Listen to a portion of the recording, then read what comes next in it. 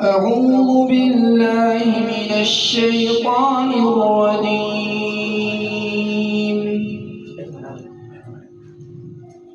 وإذ قال إبراهيم رب اجعل هذا البلد آمنا واجنبني وبني أن نعبد الأصنام رب إنهن أضللن كثيرا من الناس فمن تبعني فإنه مني ومن عصاني فإنك غفور رحيم. ربنا إني أسكنت من ذريتي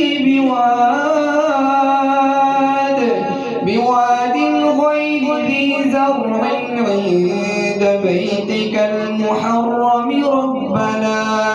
ربنا ليقيموا الصلاة فاجعل أفئدة من الناس تهوي إليهم وارزقهم من الثمرات لعلهم يشكرون.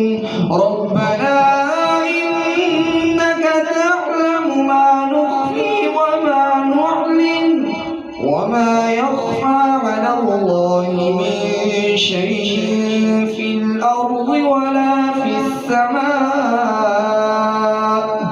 الحمد لله الذي وهب لي على الكبر إسماعيل وإسحاق إن ربي لسميع الدعاء. رب اجعلني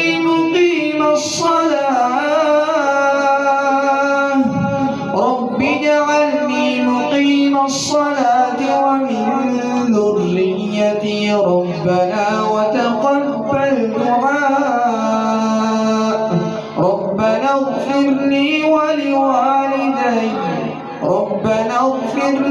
ولوالدي